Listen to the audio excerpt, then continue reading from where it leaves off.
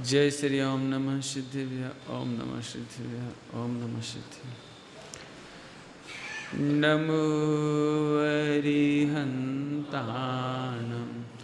नमो सिद्धाणं नमो आयर्याणं नमो वज्रायाणं नमो लोई शबसाहुं।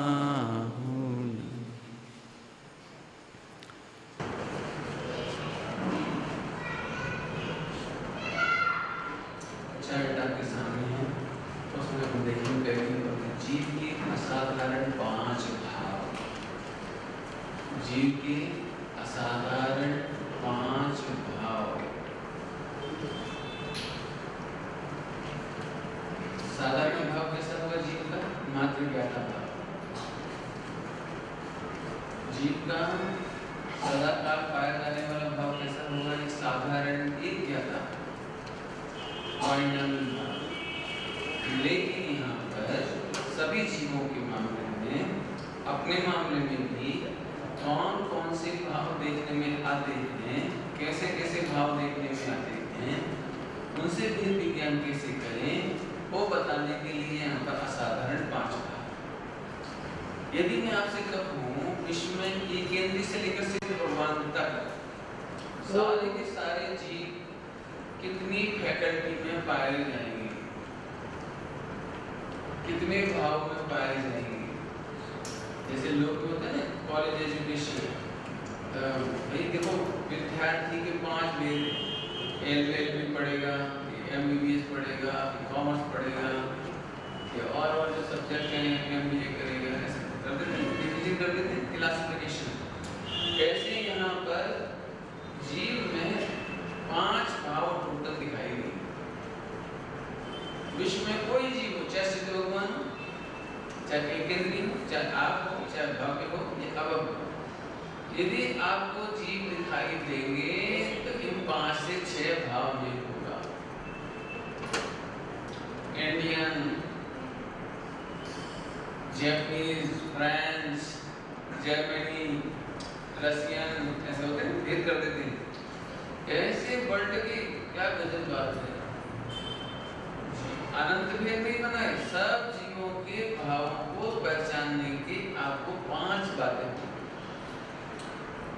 यदि आपको मोक्ष चाहिए हो, सम्यक ज्ञान चारित्र चाहिए हो, तो ये 5 भाव पढ़ लो, और वर्ल्ड का एक भी जीव ऐसा नहीं बचेगा जिससे आप आइडेंटिफाई ना कर पाए।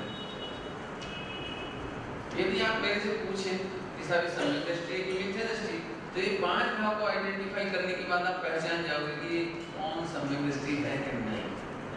मैं सम्यक दृष्टि हूँ कि नहीं, कैसे मालूम करेंगे आप? 5 भाव के द्वारा। विक्रम भगवान 5 भाव में आ जाएंगे, सिद्ध भगवान 5 भाव में आ जाएंगे, अनंत भगवान आ जाएंगे, एक इंद्रिय, 2 इंद्रिय, 3 इंद्रिय जीव, इन सब 5 भाव से आ जाएंगे। असाधारण, असाधारण भाव। साधारण भाव नहीं, साधारण भाव तो एक क्या है भाव? साधारण भाव तो सब जीवों का एक जानना जानना जानना, एक ध्यान भाव ही साधारण भाव है। बाकी ये जो 5 भाव में ये डिफरेंट टाइप की है, टाइप के नहीं है, ये डिफरेंट टाइप होने के कारण इनका नाम क्या रखा है? इनको असाधारण भाव। इनमें 5 भावों में कोई सिमिलरिटी नहीं मिलेगी।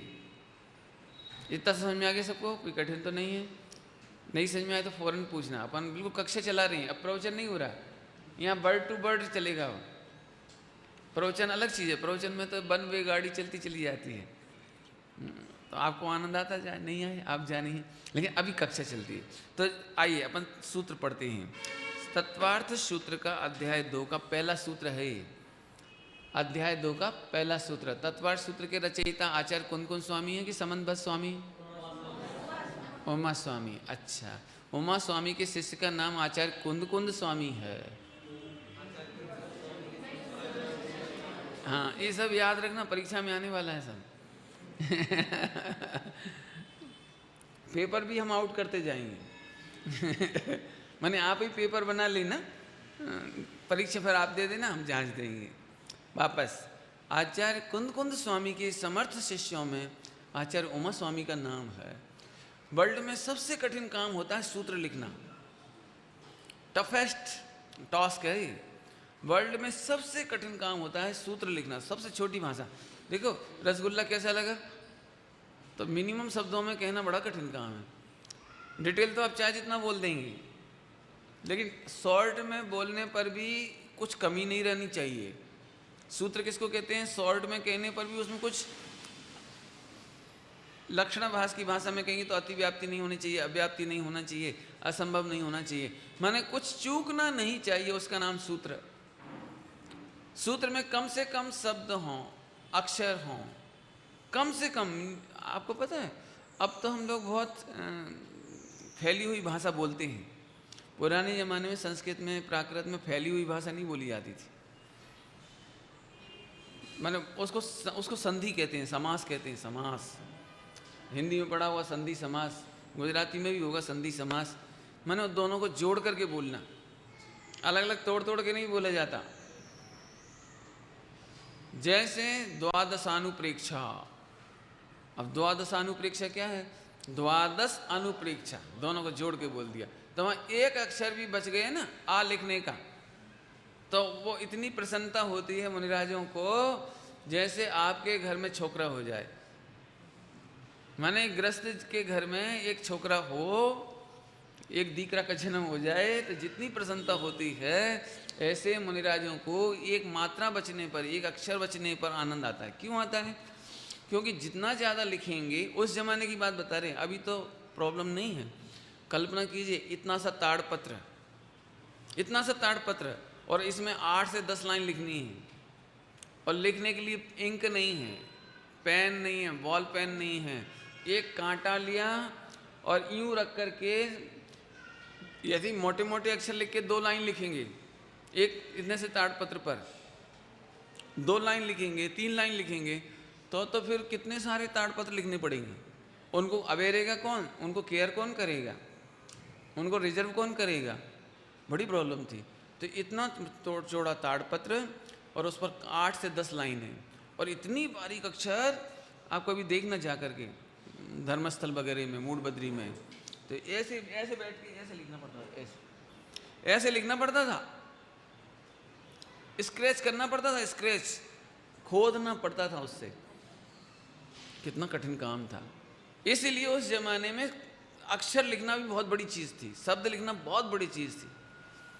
आचार्य कौन कौन स्वामी की महिमा आती है, जिन्होंने 84 पाहुड़ की रचना की और इतना लिपिबद्ध काम किया, इतना काम किया कि उनकी गर्दन टेढ़ी हो गई।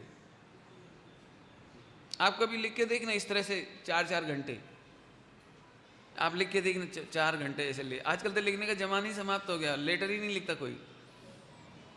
लिख के देखिए आप, आपकी उंगलियां कैसी होंगी, आपकी गर्दन कैसी होगी। भैया भागचंद जी ने तो ऐसी महिमा लिखी है। भागचंद जी ने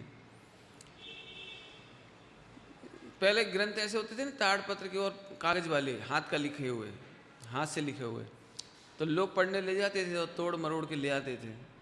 तो फिर उन्होंने अलाउ करना बंद कर दिया, आप यहीं पढ़ो, घर नहीं ले जाएंगे आप। तो बहुत तूफान मचा कि ज्ञानावर्णी क्रम बांध रहे हैं भागचंद जी, और जिनवाणी पढ़ने नहीं देते, पढ़ने को नहीं देते, तो बहुत तूफान मचा।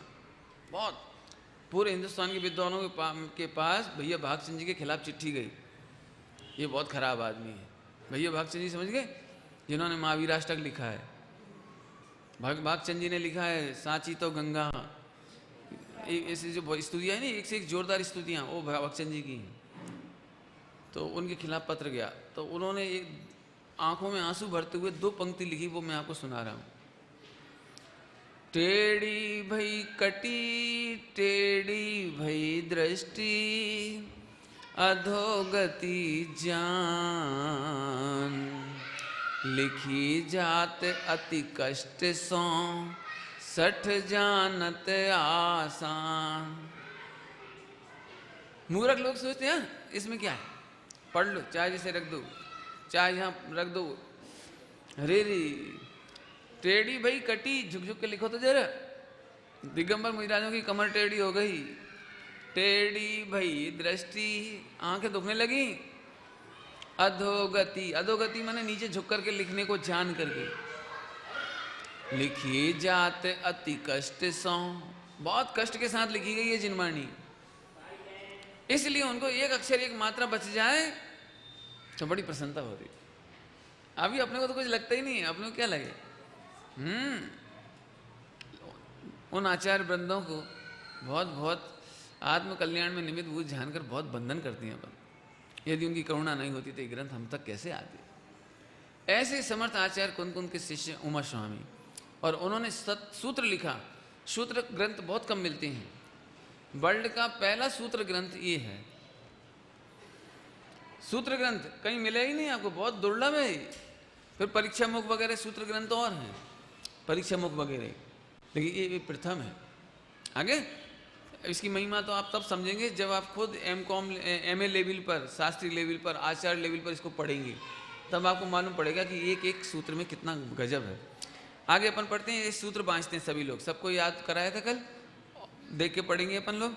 औपसमिक छायिकौ भावौ मिश्रश्च जीवस्य स्वयतत्व मौदयिक पारणामकौ च। एक बार और बोलेंगे, औपसमिक छायिकौ भावौ मिश्रश्च जीवस्य स्वयतत्व मौदयिक पारणामकौ च।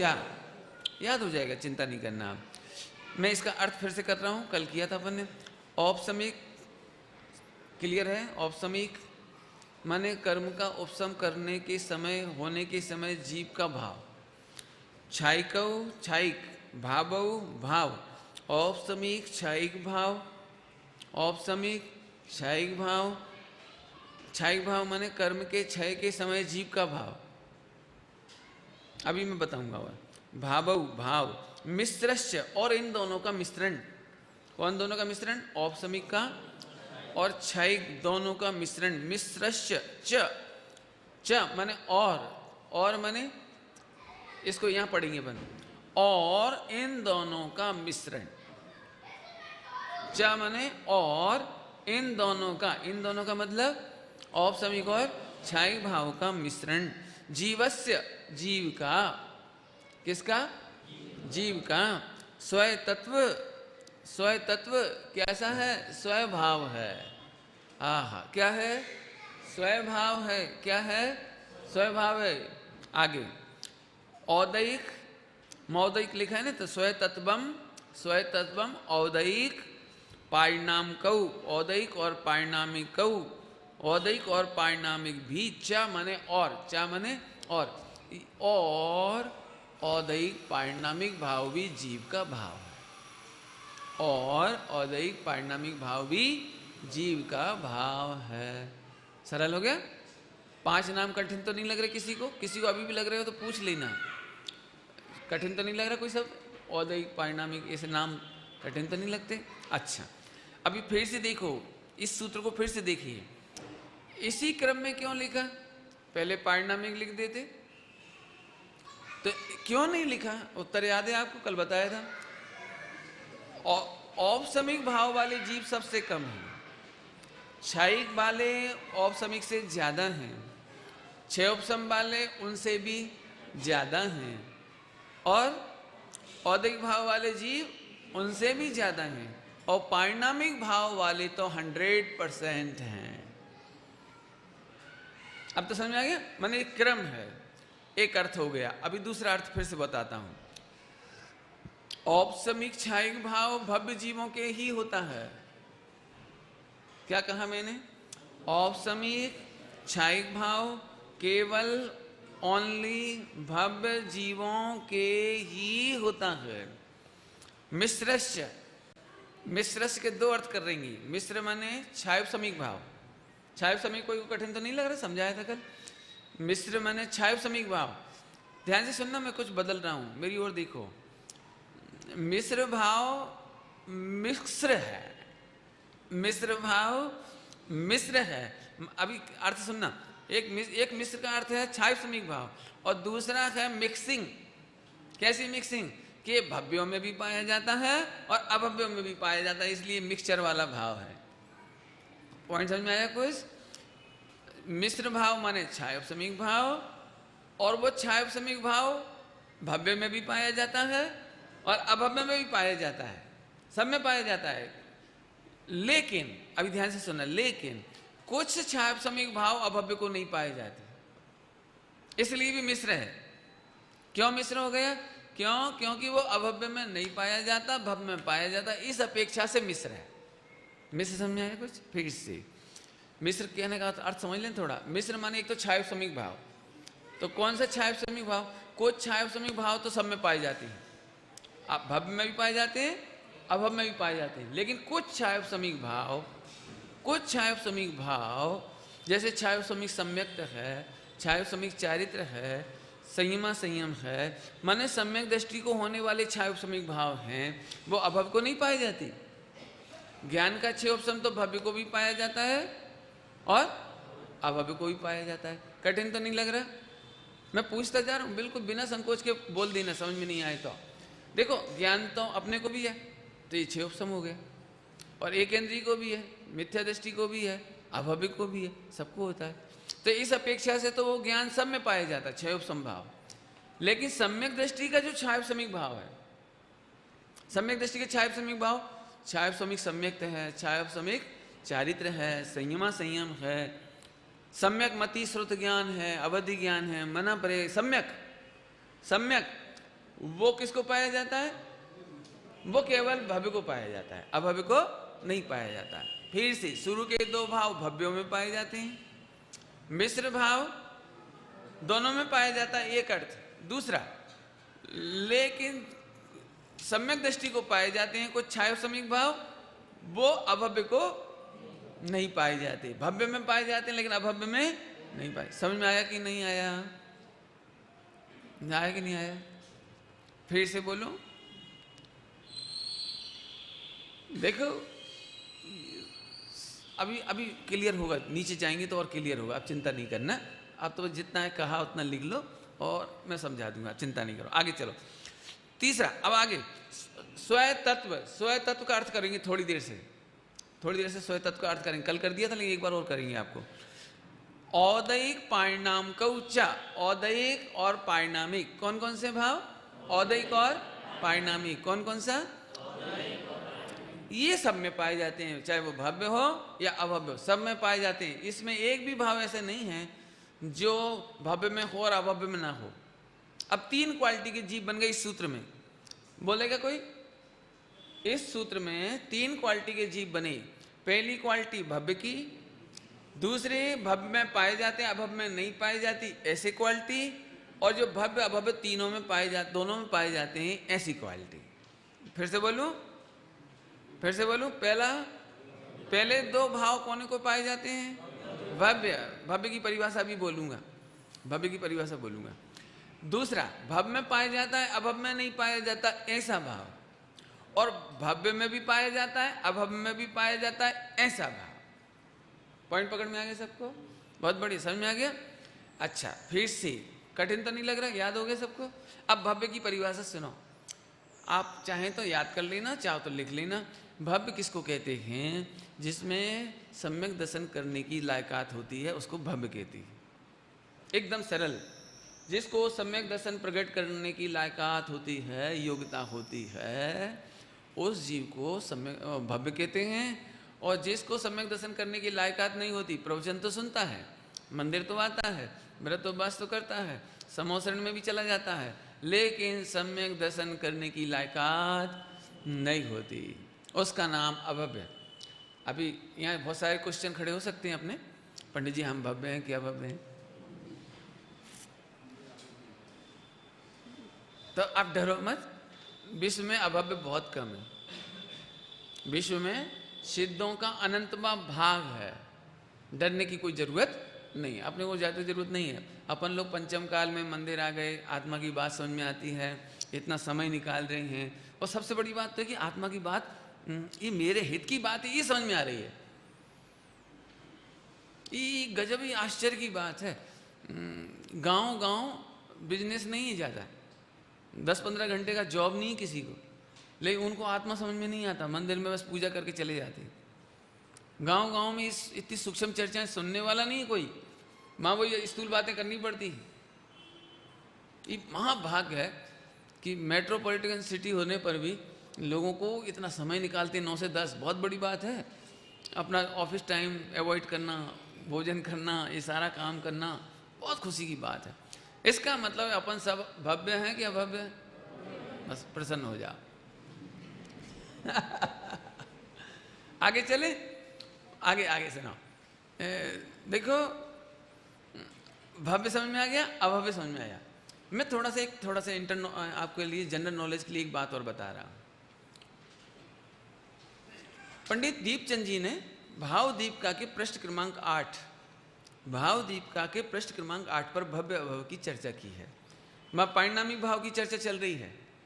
आपको मैं याद दिलाना चाहता हूं, अच्छी बात याद आ गई। भाव दीपिका में 5 भाव की चर्चा है। भाव दीपिका में 5 भाव की चर्चा है। इसका मतलब मैं इतना बड़ा भाव दीपिका आपको इस चार्ट में पढ़ाने वाला हूं एट ए ग्लांस। एक ही पेज पर आपको पूरा भाव दीपिका पढ़ाने वाले हैं हम आपको, और तत्पर सूत्र का अध्याय समझ लीजिए, और जो ये सब पढ़ाने वाले हैं आपको। जिन लोगों को जरा स्पेशल इंटरेस्ट हो और रेफर स्टडी करना चाहते हो तो वो भाव दीपिका जरूर पढ़ें। यदि मेरे पास समय रहेगा, मुझे लगता नहीं इतना समय बचेगा, नहीं तो मैं आपको उसके अमुक उदाहरण आपको दिखाऊंगा, कोशिश करूंगा। आई विल ट्राई, मैं आपको दिखाने की कोशिश करूंगा।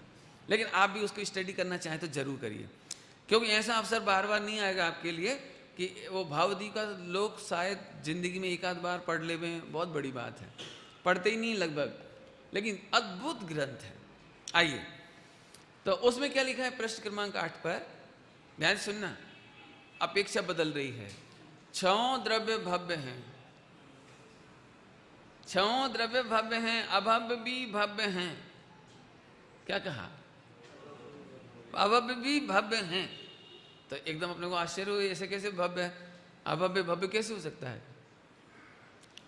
तो उन्होंने कहा कि उन्होंने क्या किया, उन्होंने सम्यक दर्शन से नहीं घटाया उसको, उन्होंने घटाया जो भवन योग्य है वे भव्य। क्या कहा? भवन योग्य माने परिणमने योग्य वे सब भव्य। तो 6 द्रव्य में परिणमने योग्य है, क्योंकि द्रव्यत्व गुण है, इस कारण 6 द्रव्य भव्य है। समझ में आएगी ना? माने परिणाम होने योग्य है ना, पर्याय होने योग्य है, इस अपेक्षा से उनको भव्य कहा। ये हमने केवल आपको जनरल नॉलेज के लिए बताई ये बात। आगे चलिए, अब नीचे उतरते हैं। हमें आपको तराजू तोल के दिखाना है, याद है आपको? कल बोला था तराजू तोल के दिखाएंगे। आइए अपन रखते हैं। एक तरफ अपन ने सिद्ध भगवान को रखा, सिद्ध भगवान को रख लिया। अभी कैसे रखेंगे अपन, जरा इस चार्ट को देखिए। पहले जल्दी से हम इंट्रोड्यूस करें आपको। एक ग्रंथ में नीचे देखिए, थोड़ा सबसे नीचे ऊपर से देखिए, 2 पंक्ति पढ़ चुके हैं अपन। अब कर्म की अवस्था, एक का इंट्रोडक्शन ले लीजिए। कर्म की अवस्था, इस कॉलम में एक कर्म की अवस्था का वर्णन होगा। किसका वर्णन होगा? कर्म की अवस्था। इसमें से कौन से हाथ का वर्णन होगा? इसका वर्णन होगा। बिल्कुल ठीक पकड़ा आपने, इसका। और अब 5 भाव, उसमें इसका वर्णन होगा, बराबर। तो पहले कॉलम में कर्म की तरफ से बात चलेगी, कर्म की। तो कर्म की अवस्था माने ये हाथ, और जीव का भाव दूसरे कॉलम में 5 भाव के नाम इसका, बराबर। आगे चलिए, गुणों का परिणमन। ये पहली बार अपन इस तरह से इसको एनालिसिस कर रहे हैं कि कौन कौन से गुणों में कौन सा भाव होता है। देखो, मैं खुद बता रहा हूँ आपको, जब तक ये चार्ट मैंने नहीं बनाया था, रियली मुझे 5 भावों का कुछ नहीं आता था। मैं प्रवचन तो करता ही था, कर ही रहा था, 2 साल पहले तक भी प्रवचन कर रहा था, लेकिन 18 भाव के नाम और जो 53 भावों के नाम और 5 भाव के नाम पे मैं चुप रहता था। कोई मेरे से पूछे भैया 18 भाव छाया समय के कौन से, तो मैं चुप, बोलता ही नहीं था। प्रवचन तो करता था। मैंने मेरी ये हालत थी तो और लोगों की क्या हालत होगी, भगवान ही मालिक है। पारिणामिक के नाम पर एक पारिणामिक तो याद रहता था, लेकिन 3 भाव हैं वो ख्याल ही नहीं रहता था। और इसमें अभी छाई को 9 लब्धि, तो नाम तो हमने सुन रखा था छाई 9, लेकिन वो नाम ही याद नहीं रहता था। और यदि आप हमसे पूछ लो कि ज्ञान गुण में कौन कौन सा भाव होता, तो मैं नहीं बता सकता था। 5 भाव होते हैं कि कितने भाव होते हैं, मैं नहीं कह सकता था। मैंने आज, मैं खुद अपनी स्थिति बता रहा हूँ 1-2 साल पहले की। ऐसे हो सकता है आपको भी, यदि मैं इतना गड्ढ मड्ढ, इसको कहते हैं गड्ढ मड्ढ।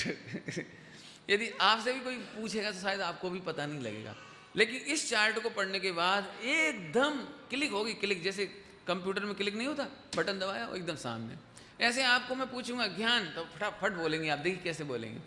तो मैंने एक एक गुण घटाया इसमें, देखिए जीवत्व शुद्ध पारिणामिक भाव लिखा है, तो ऊपर लिखा है गुणों का परिणाम। इसमें हमने एक एक गुणों को अलग अलग घटा के बताया है, कौन से गुण का कौन कौन सा भाव होता है, इसकी चर्चा अपन करेंगे। भावों की संख्या यहाँ लिखी मिलेगी टोटल 53। फिर 7 तत्व में घटाया इसको, 5 भाव में से 7 तत्व में से कौन कौन सा तत्व है वो यहाँ मिलेगा। फिर जीवों की संख्या, एक एक भाव वाले जीव कितने कितने हैं उनकी संख्या यहाँ मिलेगी, मैं पढ़ाऊंगा अभी सब धीरे धीरे। फिर उनकी स्थिति बताई जाएगी, और अंत में है भेद विज्ञान। ये यहाँ से द्रव्यान योग शुरू हो जाएगा, अंतिम कॉलम में द्रव्यान योग। क्योंकि हम ध्यान से सुनना, हम जिनवाणी में कोई भी चीज़ पढ़ते हैं तो नॉलेज के लिए नहीं पढ़ते, रटने के लिए नहीं पढ़ते, सीखने के लिए नहीं पढ़ते, सिखाने के लिए नहीं पढ़ते। काय के लिए पढ़ते हैं? सम्यक दर्शन के लिए। काय के लिए सालीन? आत्मानुभूति के लिए। हम उनको रटने के लिए नहीं पढ़ रहे। जिनको सम्यक दर्शन चाहिए तो रोज भावना भाव, हे प्रभु ये पढ़कर हमको सम्यक दर्शन लेना है, नॉलेज नहीं लेना है, नॉलेज में खुश नहीं होना है, भेद प्रभेद में खुश नहीं होना है, पंडित बनने में खुश नहीं होना है। पंडित बनना अच्छा कि भगवान बनना अच्छा? और भगवान बनना अच्छा कि भगवान अनुभवना? क्या अंतर हुआ? भगवान बनना कि भगवान अनुभव करना? तो अनुभव करने के लिए आप बिल्कुल अलर्ट होके आना। आइए अब अपन पारिणामिक में आ जाते हैं। नीचे परिभाषा बता रहा हूं, पारिणामिक भाव की परिभाषा ध्यान से सुनना। पारिणामिक भाव की परिभाषा बता रहा हूं। पहले कर्म की अवस्था के नीचे देखिए, सद्भाव असद्भाव, कर्म की अवस्था का सद्भाव और असद्भाव। समझ में आया कुछ आपको? कॉलम पढ़ा पहला, कर्म का सद्भाव और असद्भाव। क्या मतलब? क्या मतलब? पारिणामिक भाव चाहे कर्म का सद्भाव हो या अभाव हो, दोनों कंडीशन में पारिणामिक तो पारिणामिक है। समझ में आया? कर्म का सद्भाव माने संसारी दशा, और कर्मों का असद्भाव माने अभाव सिद्ध दशा। पारिणामिक भाव तो दोनों ही तरफ है, बराबर। समझ में आया कि नहीं आया किसी को? कर्म का सद्भाव माने कर्म हो और असद्भाव माने कर्म नहीं हो। दोनों अवस्थाओं में, कर्मों की दोनों कंडीशन में पारिणामिक भाव तो पारिणामिक भाव है। पारिणामिक भाव कभी कम बढ़ होता नहीं है। आपको याद है कल का? कर्म का सद्भाव, कर्म का सद्भाव, कर्म का सद्भाव, कर्म का असद्भाव। याद है? याद है सबको? कल आए थे? कल नहीं आए थे? अच्छा, फिर से देखो, ये कर्म है, ये भगवान आत्मा पारिणामिक भाव है। ये कर्म का उदय, उपसम, क्षयोपसम, क्षय, तो 3 कंडीशन में सद्भाव, उदय, उपसम, क्षयोपसम, ये सद्भाव थे 3, और क्षय में अभाव हो गया। चारों कंडीशन में आत्मा तो है, इसका नाम पारिणामिक भाव, बराबर। तो पारिणामिक भाव के काल में कर्मों में क्या होता है? कोई बोलेगा? पारिणामिक भाव के काल में कर्मों में क्या होता है? या तो सद्भाव हो सकता है या असद्भाव हो सकता है। असद्भाव माने अभाव, बराबर। बहुत बढ़िया। अब आइए दूसरा कॉलम में 5 भाव के नाम लिखे हैं, उसके नीचे लिखा है पारिणामिक भाव। बस आज इससे आगे अपन नहीं बढ़ेंगे, इतना ही पढ़ाएंगे अपन बस। 5 भाव के में से पहला भाव रखा मैंने पारिणामिक भाव। क्या नाम रखा? क्या नाम रखा? ऐसा कोई व्यक्ति है जिसको पारिणामिक भाव नाम याद नहीं हुआ हो? खास तौर से न्यू कमर्स, न्यू जनरेशन। पारिणामिक भाव नाम किसको याद नहीं हुआ? Hands up. सबको याद हो गया? Very well done. आगे चलें। पारिणामिक भाव याद हो गया रमेश भाई? बराबर। चलिए, तब पारिणामिक भाव को इंग्लिश में मैं बोलूंगा अनचेंजेबल भाव। अनचेंजेबल भाव, पारिणामिक भाव एटले शू? शाश्वत भाव, अनादि अनंत। अनादि अनंत, देखिए इसमें लिखा है, स्थिति में लिखा है अनादि अनंत। कैसा है पारिणामिक भाव? अनादि अनंत। पारिणामिक भाव कभी नष्ट हो सकता है? नहीं हो सकता। मैं न्यू कमर्स के लिए एक एग्जाम्पल देता हूं। सोना गोल्ड ये पारिणामिक भाव है। उसे तोड़ो, जलाओ, काटो, क्या क्या करो, गालियां दो, तारीफ करो, अग्नि में डाल दो, पानी में डाल दो, गटर में डाल दो, क्या करें बोलो, क्या करें, कुछ भी करो। और आप थक गए हो तो उसे रख के छोड़ दो गोल्ड को, भैया हम तो परेशान हो गए, ऐसा गोल्ड लगी अभी तक गोल्ड ही है, तो आप रख दो उसे, आप डोंट टच। ऐसा होने पर भी गोल्ड तो हो। बताइए, गोल्ड को अग्नि में डाल दें तो गोल्ड का गोल्डनेस, स्वर्णपना कहाँ चला जाएगा? नहीं जाएगा ना भाई। इसी का नाम पारिणामिक भाव है भाई, इसी का नाम पारिणामिक भाव है। Each and every modification can't influence, उसको इफेक्ट नहीं कर सकता, प्रभावित नहीं कर सकता, टच नहीं कर सकता। स्वामी जी की शैली में बोले तो अर्थ नथी। अर्थ नथी को इंग्लिश में क्या बताया था अपन ने? है सबको याद है? और यही सम्यक दर्शन। अब पारिणामिक भाव में तो सम्यक दर्शन नहीं है, पारिणामिक भाव में तो सम्यक दर्शन छिपा पड़ा है। हा। सुनो, छह द्रव्य में पारिणामिक भाव है, छह द्रव्य में पारिणामिक भाव। ये बात मैं अभी बोलते बोलते रह गया। आखिरी में जो औदयिक और पारिणामिक के पहले चा लिख दिए ना, औदयिक और पारिणामिक के पहले बाद में चा लिखा ना एक और, तो दो चा आए थे, पहला चा आया था, एक और चा आ गया। इसका मतलब है औदयिक और पारिणामिक अन्य द्रव्य में भी पाया जाता है, खासतौर से पुद्गल में। और चलो थोड़ी देर रुक रहे हैं अपन। और धर्म अधर्म आकाश काल में केवल पारिणामिक भाव है। धर्म अधर्म आकाश काल में केवल पारिणामिक भाव है, अनचेंजेबल भाव है उनमें। पुद्गल में दो भाव है, औदयिक भाव भी है और पारिणामिक भाव है। और जीव में कितने भाव हैं? 5। जीव में कितने भाव हैं? 5। अभव्य जीव में कितने भाव हैं? अभव्य जीव में कितने भाव हैं? 3। हाँ 3। अभव में कितने भाव हैं? 3। औदयिक है, पारिणामिक है, छायोपशमिक है। बहुत बराबर। सबको याद हो गया? पक्का? बहुत बढ़िया, परीक्षा में आएगा।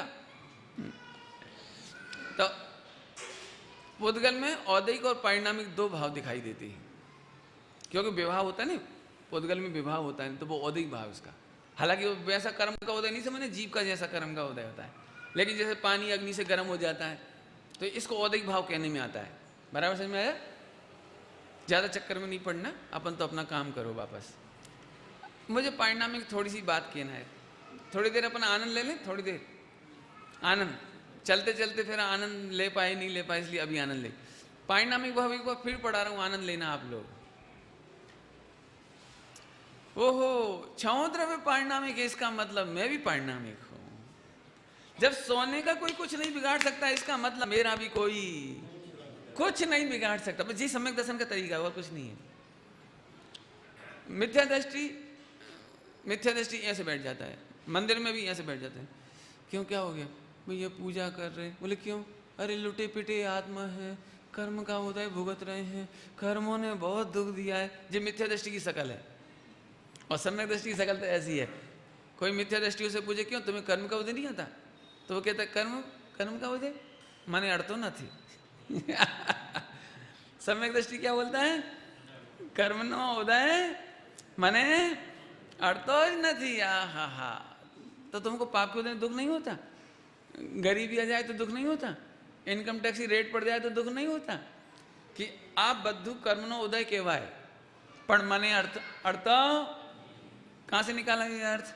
कर्म का सद्भाव और कर्म का असद्भाव, दोनों कंडीशन में भगवान आत्मा। तो अभी दृष्टांत दिया था, जैसे सोना अग्नि में डालो तो, पीटो तो, गटर में डालो तो, और निकाल करके सोने के सिंहासन पर रख दो तो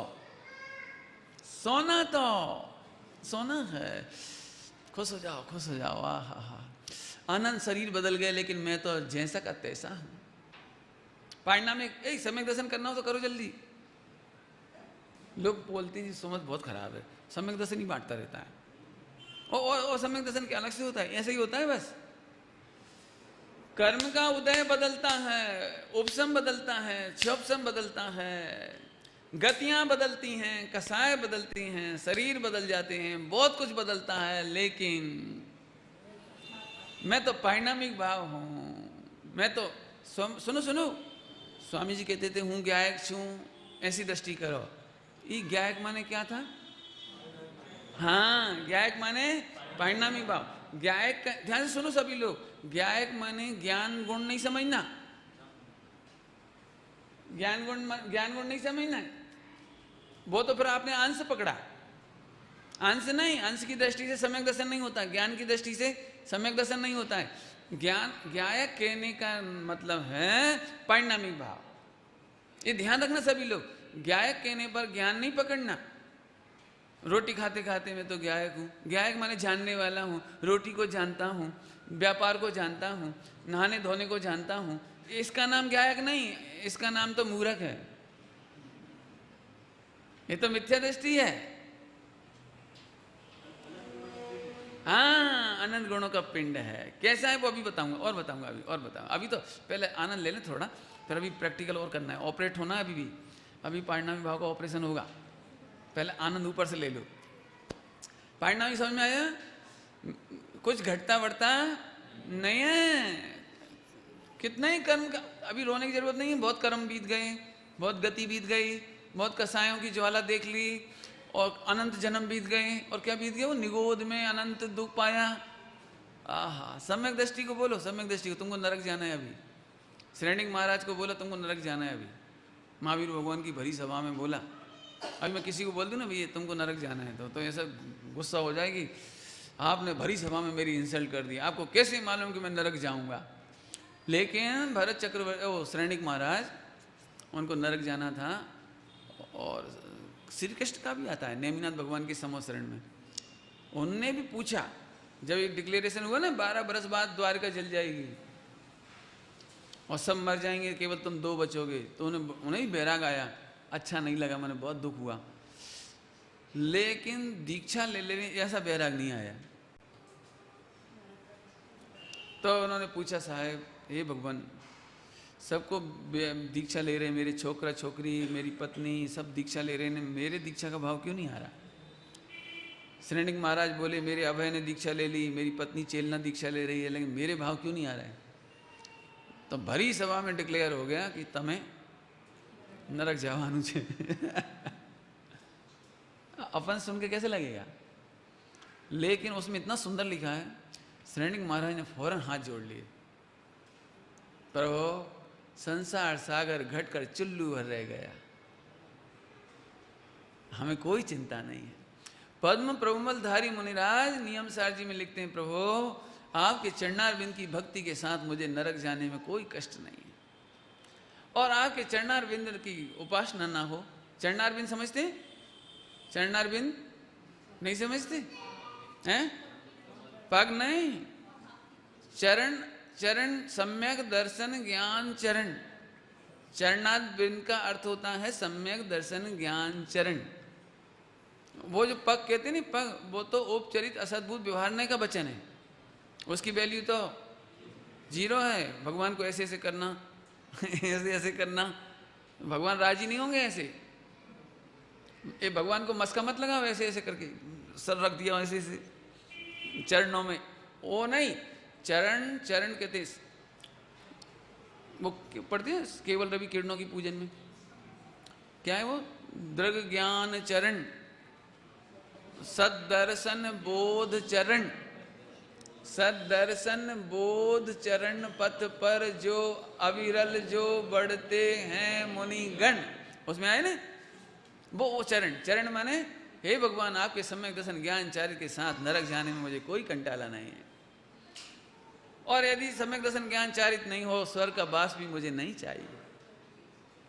नहीं अखरता जैन धर्म के सहित दरिद्री का होना, नहीं चाहता जैन धर्म के बिना चक्रवर्ती होना।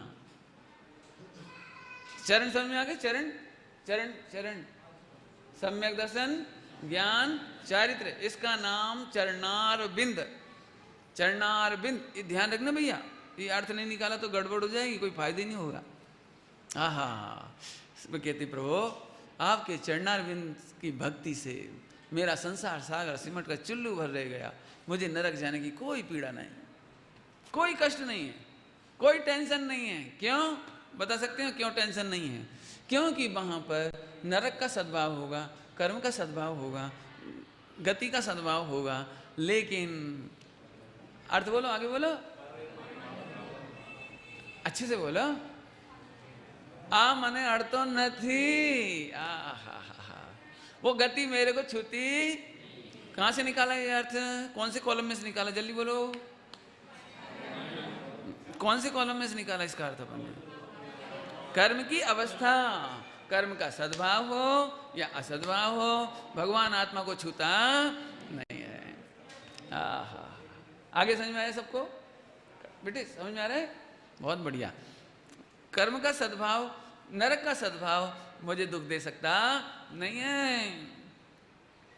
सम्यक दृष्टि तो ऐसे भजन गाते हैं, नरकादि में भी ज्ञाता रहा था, सिद्ध शिला पे भी ज्ञाता रहूंगा, ज्ञायक दिखा है आज, मेरे मन बसियो आज।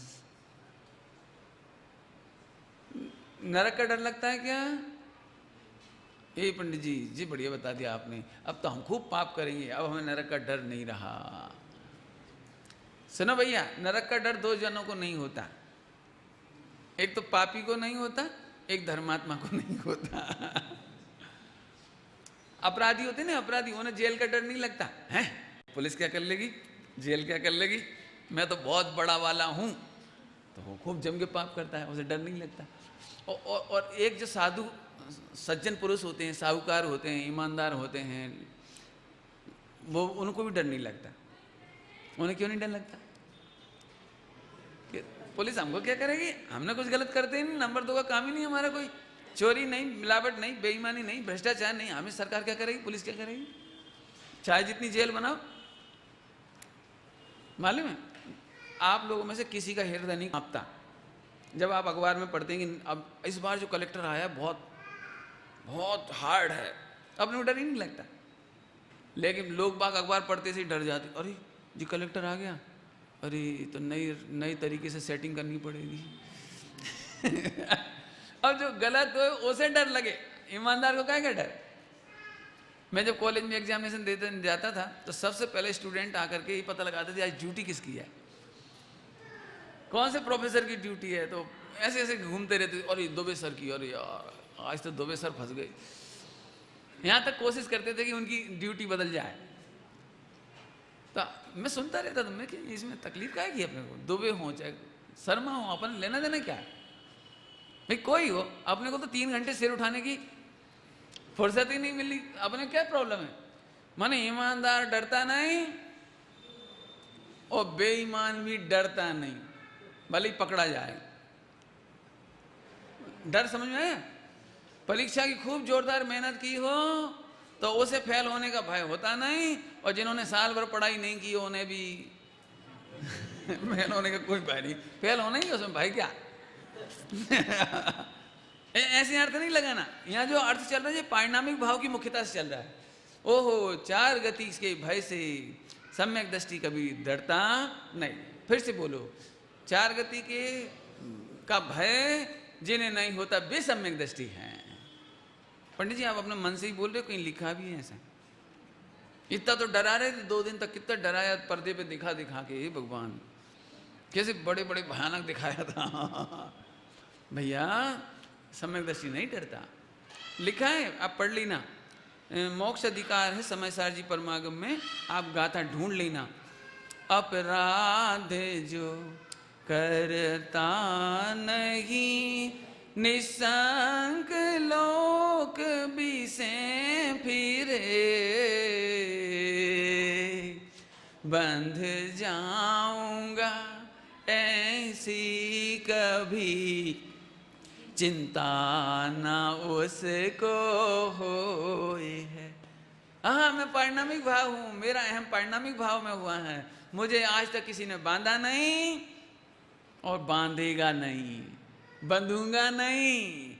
इसकी चर्चा कभी हुई थी कहीं? अभी थोड़े आसपास हाल में हुई थी, थिएटर में हुई थी।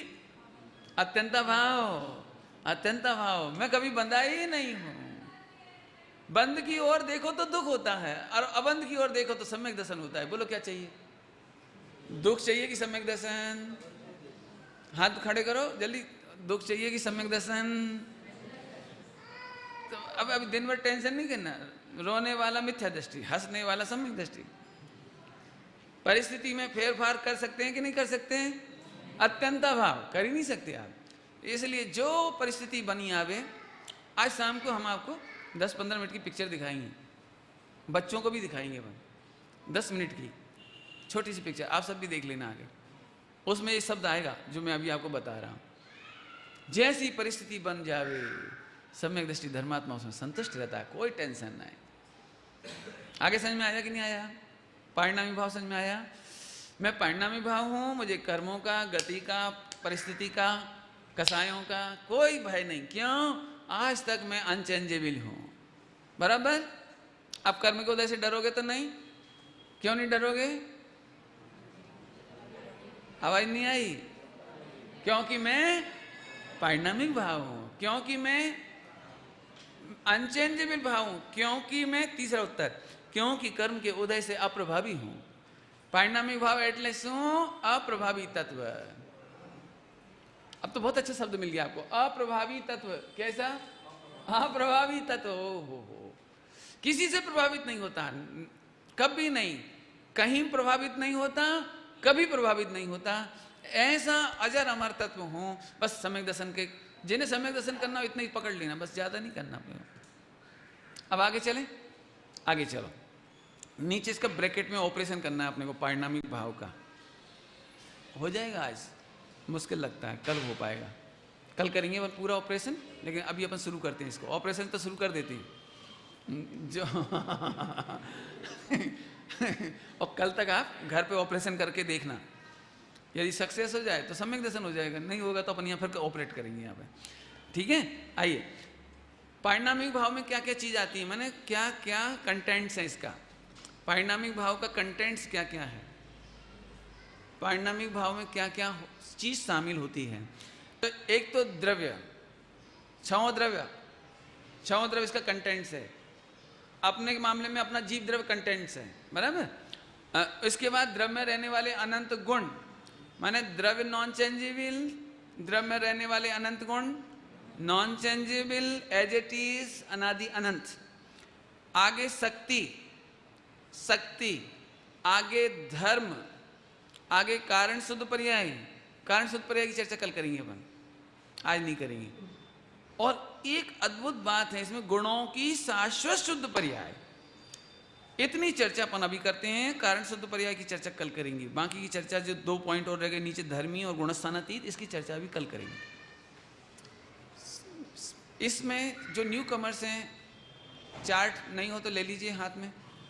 जिनके हाथ में चार्ट नहीं होगा वो इधर उधर देखेंगे, पक्की बात है। चार्ट और है बढ़ गई, कोई बात नहीं है, कल और आ जाएगा अभी। लेकिन मेरी ओर देखिए, इधर उधर नहीं देखिए। जो लोग इंटेलिजेंट हैं वो अपना अपना चार्ट न्यू कमर को दे दीजिए। हाँ, जरा हाथ खड़े करिए। न्यू कमर कौन कौन है, उनके लिए चार्ट दे देंगे, उनको चार्ट दे दीजिए। हाँ है, हाँ, 2 के बीच में 1 रख लो, कोई बात नहीं, ठीक है, कल और मिलेंगे आपको। अच्छा, मेरी ओर देखिए, चार्ट मत देखिए। ज्ञान को गेयों की जरूरत नहीं है, अपन डायरेक्ट देखते हैं। द्रव्य तो सब समझते हैं, द्रव्य समझाने की जरूरत नहीं है। द्रव्य में रहने वाले गुण समझाने की जरूरत नहीं है।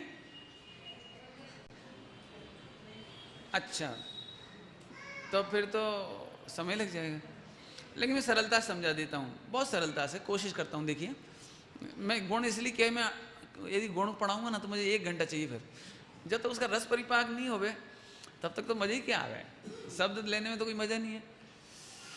गुण जो द्रव्य के संपूर्ण भागों में रहता है और संपूर्ण अवस्था में रहता है। गुण किसको कहते हैं? जो द्रव्य के संपूर्ण भागों में और संपूर्ण अवस्था में रहता है। बस ये गुण की परिभाषा हो गई।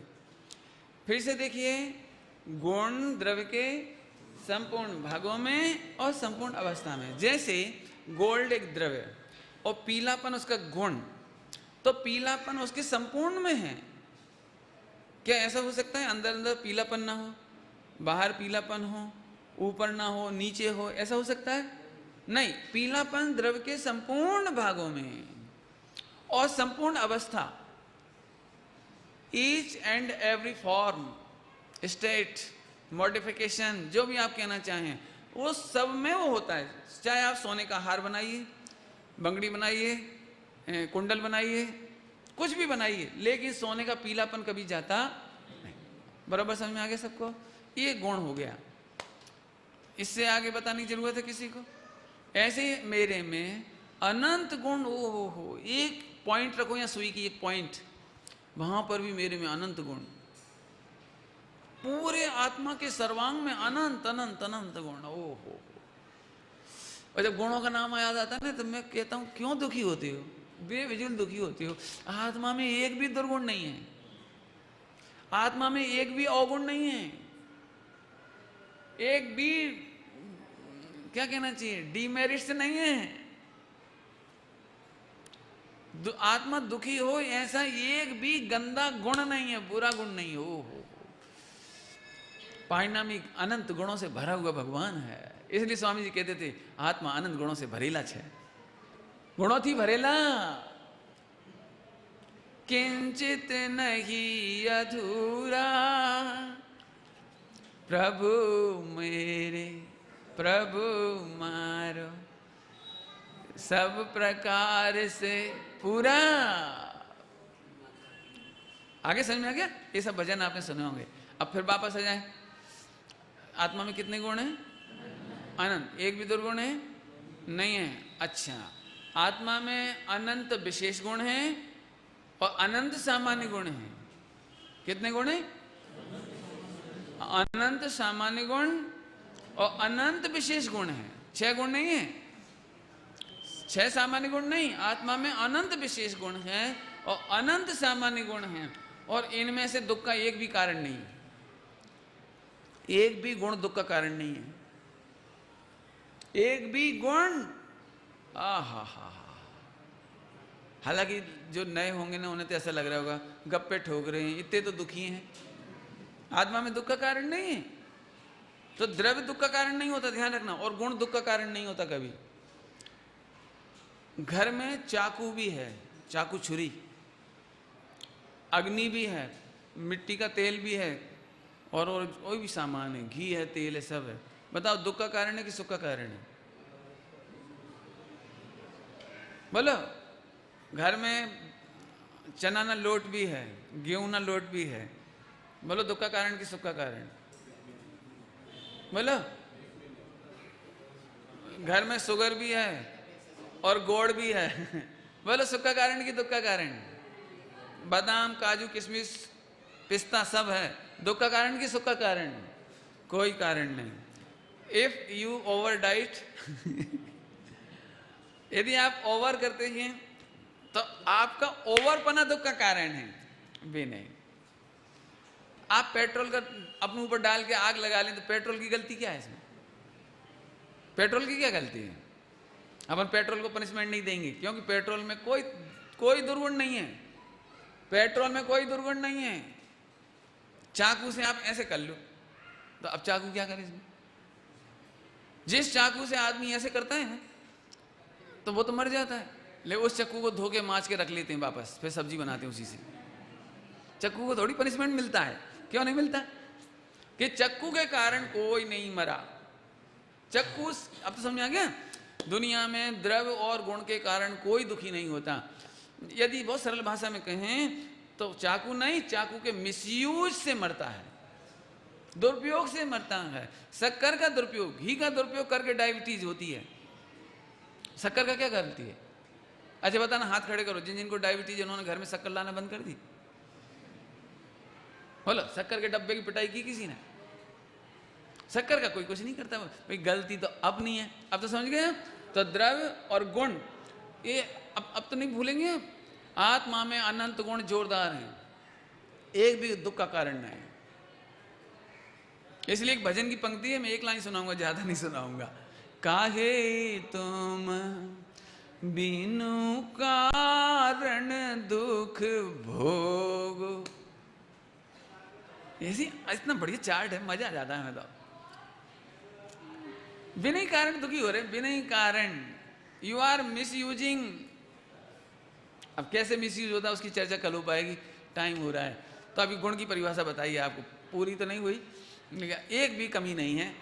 इस गुण की परिभाषा जो लोग और जानना चाहते हो विस्तार से, तो मेरे ख्याल से 1-1.5 घंटे का प्रवचन है इस पर, जैन सिद्धांत प्रवेशिका में। तो आप जैन सिद्धांत प्रवेशिका की सीडी सुन लेना, ताकि दिन भर में आप कल फ्रेश होके आएँ। मैं उससे आगे कल पढ़ाऊंगा। कल मैं आपको इसमें बताऊंगा गुण, शक्ति, धर्म, स्वभाव, इन 4 का अंतर। और फिर समय बचेगा तो कारण शुद्ध पर्याय पढ़ाऊंगा, कारण शुद्ध पर्याय, और फिर धर्मी और आगे की चर्चा होगी। अपन सिद्ध भगवान से तोलेंगे। अपन अभी तोल पूरी नहीं हो पाई, चढ़ाई नहीं पाए अपन। अरे एक तरफ कितना भारी भगवान है, कौन कौन, एक तरफ कितना भारी भगवान हो, वो अभी अपन रखेंगे अभी, और तुलना करके देखेंगे। आपको जानकर ताज्जुब होगा कि हम में और सिद्ध भगवान में अंतर ही नहीं है, यूं कहूंगा मैं। ऐसे समझ लो कि 2 समुद्र हैं, 2 समुद्र, बस एक में 4 बूंद ज्यादा पानी है, एक में कम है, बस इतना ही अंतर है, ज्यादा नहीं है। कितना अंतर है? 2 समुद्र में 4 बूंद पानी, इधर कम है इधर ज्यादा है, बस इतना सा अंतर है। मैं सिद्ध भगवान और मेरे में कोई अंतर नहीं है। इसकी चर्चा अब कल करेंगे अपन। ओम नमः शिवाय।